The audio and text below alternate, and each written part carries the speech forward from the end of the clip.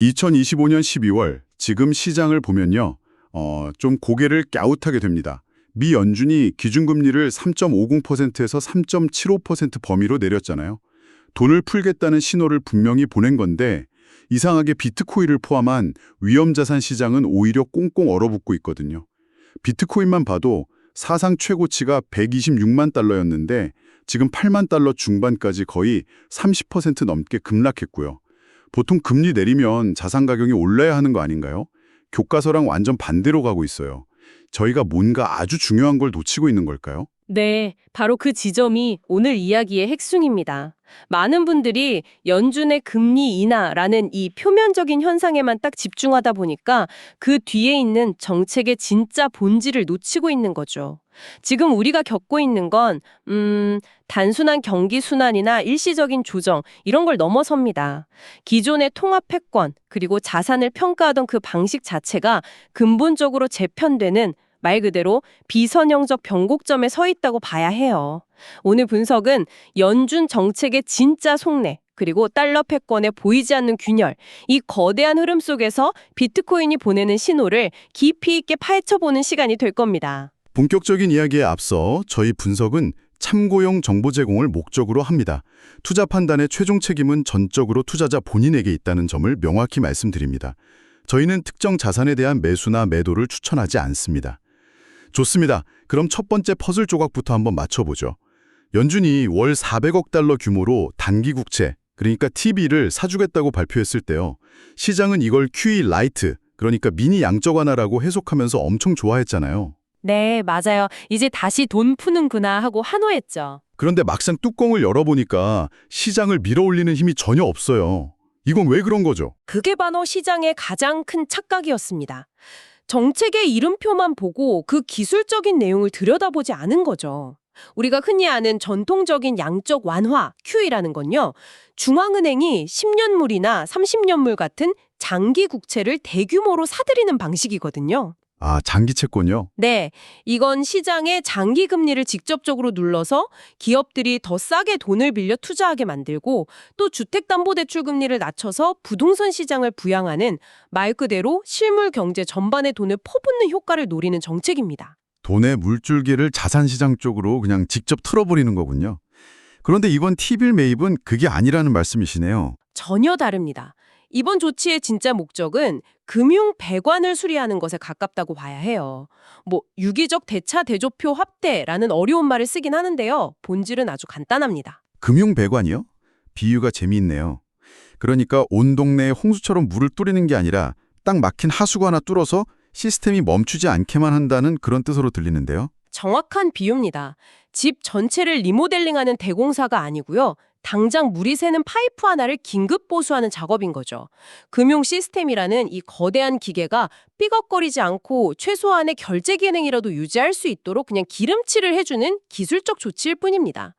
위험자산 시장으로 흘러들어갈 만한 새로운 유동성을 창출하는 것과는 거리가 멀어요. 특히 지금 미국 국채 발행량의 약 84%가 단기물인 상황이거든요. 이런 상황에서 연준의 개입은 사실상 정부가 빚을 좀 쉽게 돌려막을 수 있도록 도와주는 그런 보조적인 역할에 더 가깝다고 봐야 합니다. 아하, 겉보기엔 돈을 푸는 것 같았는데 실제로는 시스템 붕괴를 막기 위한 최소한의 조치였다는 거군요. 그러고 보니까 지난 12월 FOMC에서 금리 인하 결정이 만장일치가 아니었다는 점도 그냥 넘길 일은 아닌 것 같아요. 네, 그게 굉장히 중요한 신호였습니다. 슈미드 총재랑 굴스비 총재를 포함해서 무려 3명이나 금리 동결을 주장하면서 반대표를 던졌거든요. 3명이나요? 네, 이건 연준 내부에서조차 앞으로의 방향에 대해 의견이 심각하게 갈리고 있다는 명백한 증거입니다. 시장은 연준이 앞으로도 계속 금리를 내려주겠지 이런 장밋빛 기대를 하고 있지만 정작 정책 결정자들 사이에서는 이쯤에서 멈춰야 한다는 목소리가 커지고 있는 거죠. 이 사실 하나만으로도 시장은 2026년에는 이 완화 기조가 중단될 수도 있고 최악의 경우 다시 긴축으로 돌아설 수 있다는 공포를 느끼기에 충분했습니다. 그렇군요. 연준의 발표만 믿고 안심할 게 아니라 그 내부의 균열까지 읽어야 진짜 그림이 보이는 거네요. 듣다 보니까 이건 단순히 연준 하나의 문제가 아닌 것 같아요. 뭔가 더 근본적인, 예를 들면 달러 자체에 뭔가 문제가 생기고 있는 건 아닐까요? 네, 바로 그 지점으로 넘어가야 합니다. 현재 미국 행정부가 밀어붙이는 제조업 리슈어링 정책이 달러의 기축통화 지위와 정면으로 충돌하면서 현대판 트리핀의 딜레마라는 거대한 모순을 만들어내고 있습니다. 트리핀의 딜레마. 들어본 것 같아요. 귀축통화국은 세계에 돈을 공급하기 위해서 어쩔 수 없이 무역 적자를 봐야 한다는 그 이론이었죠. 맞습니다. 전 세계가 무역하고 투자할 때 쓸 달러가 필요하니까 미국은 다른 나라 물건을 계속 사주면서 달러를 해외로 내보내야만 기축통화 지위를 유지할 수 있다는 논리죠. 즉, 미국의 무역 적자가 곧 세계 경제를 돌리는 윤활유인 셈이에요. 잠깐만요. 그럼 이상하잖아요. 리쇼어링 정책은 해외 공장을 미국으로 다시 불러들여서 메이드 인 USA 제품을 만들고 무역 적자를 줄이겠다는 거니까요. 이건 트리핀의 딜레마와 완전히 반대 방향인데요. 바로 그 모순이 지금 모든 문제의 근원입니다. 미국이 자국 제조업을 살리겠다면서 무역 적자를 줄이는 순간 전 세계에 공급되던 달러의 수도꼭지가 잠기게 되는 거죠. 단기적으로는 달러가 귀해지니까 달러 가치가 오르는 강달러 현상이 나타날 수는 있어요. 하지만 좀 더 길게 보면 심각한 문제가 생깁니다. 해외 중앙은행들이나 기업들이 굳이 비싸진 달러를 사서 미국 국채에 투자할 이유가 사라지는 겁니다. 아, 달러를 벌어야 그 돈으로 미국 국채를 사주는데 미국이 물건을 안 사주니까 달러를 벌 길이 막히고 그럼 미국 국채를 사줄 유인도 사라진다. 그런 말이군요. 그럼 미국은 그 막대한 재정 적자를 어떻게 감당하죠? 결국 선택지는 두 가지밖에 남지 않습니다. 해외 투자자들을 끌어들이기 위해 훨씬 더 높은 금리를 약속하거나 아니면 수출 경쟁력을 되찾기 위해서 인위적으로 달러 가치를 떨어뜨리는 강제적 달러 디밸류에이션을 선택해야 할 수도 있습니다. 최근에 마라라고 합의 같은 이야기가 나오는 것도 바로 이 때문이에요. 1985년 플라자 합의처럼 강대국들이 모여서 인위적으로 달러 약세를 유도할 수 있다는 경고인 셈이죠. 달러의 신뢰도가 하락하고 있다는 말씀은 이해가 됩니다. 하지만 지난 수십 년간 달러 붕괴 이야기는 계속 나왔지만 막상 위기가 터질 때마다 사람들은 결국 달러를 찾았잖아요. 이번에는 정말 다르다고 볼 수 있는 구체적인 증거가 있을까요? 아주 좋은 질문입니다. 이번에는 감이 아니라 데이터로 나타나는 명확한 증거들이 있습니다. 첫째, 2025년 5월에 신용평가사 무디스가 미국의 국가 신용등급을 최고 등급인 AA에서 AAA1으로 내렸습니다. 아, 그 사건이 있었죠. 네, 이건 단순한 등급 조정이 아닙니다. 세계에서 가장 안전하다고 여겨졌던 달러 자산이 더는 무위험 자산이 아닐 수 있다는 시스템의 근간을 흔드는 상징적인 사건이에요. 둘째, 숫자로도 증명됩니다. 2000년대 후반에 50%를 넘었던 미 국채의 외국인 보유 비중이 2025년 초에는 30% 수준까지 추락했어요. 50%에서 30%요? 엄청나게 줄었네요. 네, 그 빈자리를 지금 연준하고 미국 내 은행들이 채우고 있는 거죠. 특히 신흥국 중앙은행들을 중심으로 달러 비중을 줄이고 금 보유량을 늘리는 탈달러화 흐름이 뚜렷합니다. 지난 10년 사이에 신흥국 중앙은행의 금 보유 비중이 4%에서 9%로 2배 넘게 급증했어요. 바로 이런 거대한 흐름 속에서 특정 정부의 신용 위험과 무관한 비트코인이 새로운 가치 저장 수단이 될 수 있다는 기대감이 생겨나는 겁니다. 와, 잠깐만요. 그럼 지금 비트코인 가격이 떨어지는 건 단순히 시장이 안 좋아서가 아니라 이런 거대한 판의 변화 속에서 뭔가 다른 신호를 보내고 있다는 말씀으로 들리네요. 그게 뭔지 정말 궁금해지는데요. 시장 내부로 한번 들여다볼까요? 네, 지금 비트코인 시장은 거시경제 혼란 속에서 투자자들의 마지막 심리적 방어선이 무너지는 항복, 캐피큘레이션 국면에 진입했다고 볼 수 있습니다. 온체인 데이터하고 기술적 분석, 두 가지 측면에서 명확한 신호들이 나오고 있어요. 우선 온체인 데이터를 보면 단기 보유자들의 고통이 정말 극에 달해 있습니다. 단기 보유자라면 최근에 시장에 진입한 투자자들을 말하는 거죠. 맞습니다. 최근 155일 이내에 비트코인을 산 사람들을 말하는데요. 이분들의 평균 매수 단가가 약 11만 3천 달러입니다. 그런데 현재 가격이 8만 6천 달러 수준이니까 이분들은 평균적으로 24%에 달하는 엄청난 미실현 손실을 겪고 있는 거죠. 24%. 저도 비슷한 경험을 해봐서 아는데 그 정도 손실이면 정말 이성적인 판단이 어려워지는 구간이죠. 밤에 잠도 잘 안 오고요. 그렇죠. 이런 심리 상태가 데이터로 나타나는 게 바로 단기 보유자 MVRV라는 지표입니다. 이 지표가 1보다 높을 때는 손실을 보더라도 언젠간 오르겠지 하면서 꾸준히 물량을 모으는 수동적 매집 구간으로 볼 수 있어요. 하지만 지금처럼 0.8에서 0.9 수준까지 떨어지면 이건 더 이상 버티지 못하고 손실을 확정하면서 던지는 능동적 항복, 즉 투매가 본격적으로 일어나고 있다는 뜻입니다.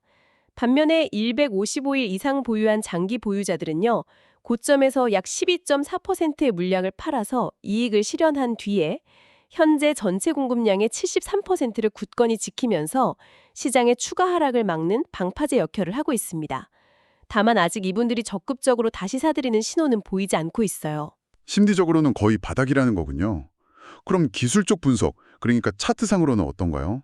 데드크로스 이야기도 들리던데요. 이름만 들어도 무섭네요. 네, 기술적 관점에서도 상당히 비관적인 구조가 만들어졌습니다. 2025년 11월 16일에 단기 추세를 나타내는 50일 이동평균선이 장기 추세선인 200일 이동평균선을 아래로 뚫고 내려가는 데드크로스가 발생했습니다. 그런데 기술적 분석을 믿지 않는 분들도 많잖아요. 이 지표가 과거에 얼마나 잘 맞았나요?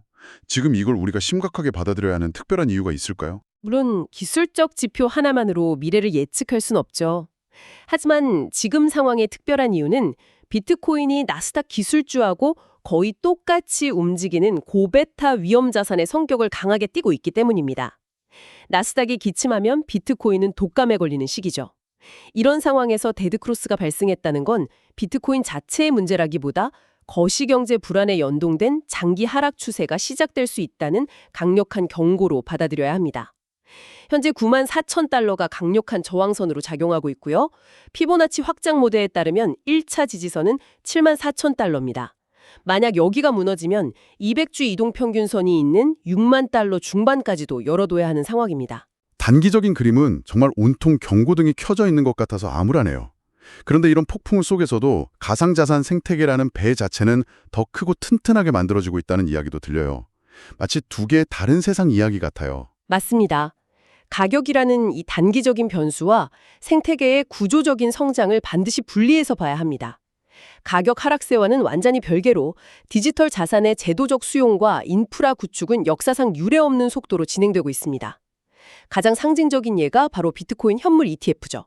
블랙록이나 피델리티 같은 거대 금융사들이 되어든 그거요? 네, 2025년 한 해에만 미국 비트코인 ETF에 1조 3천억 달러, 우리 돈으로 1,700조 원이 넘는 자금이 순유입됐습니다. 물론 최근 조정 국면에서 7,700만 달러가 유출되기도 했지만 중요한 건 돈의 액수가 아니에요.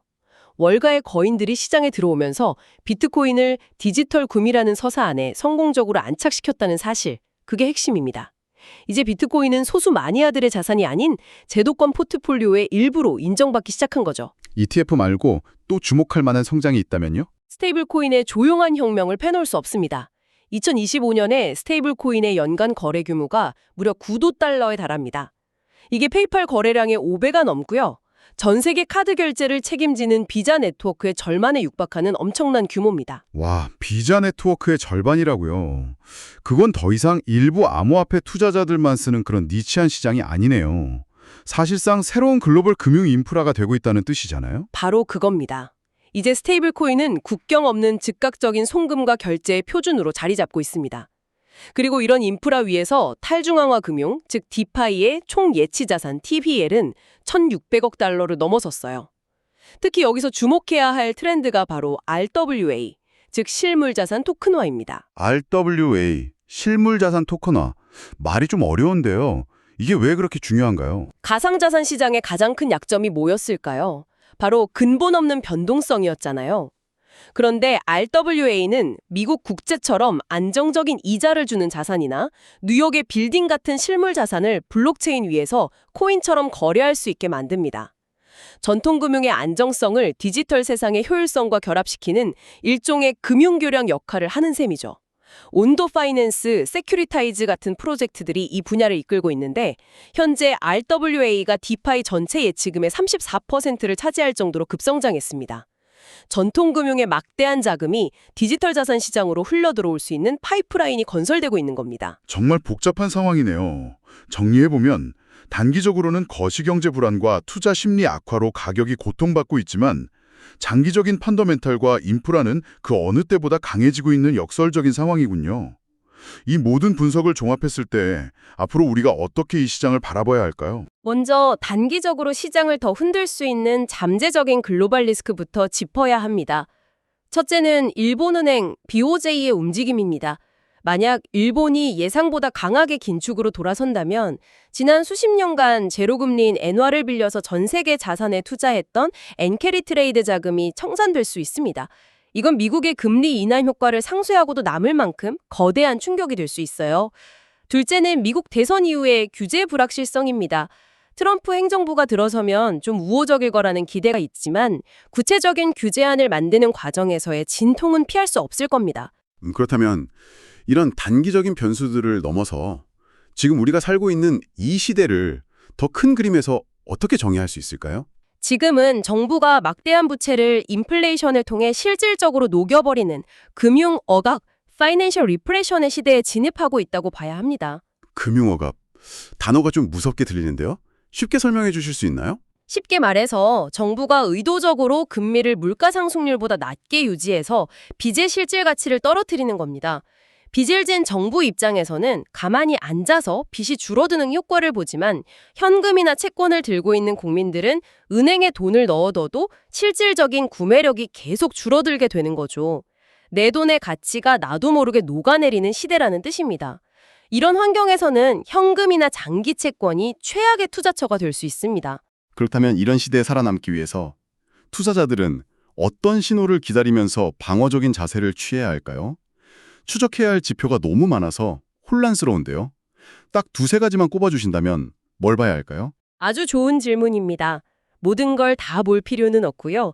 가장 중요한 핵심 신호 두 가지만 기억하시면 됩니다. 첫째는 단연 실질금리의 의미 있는 하락입니다.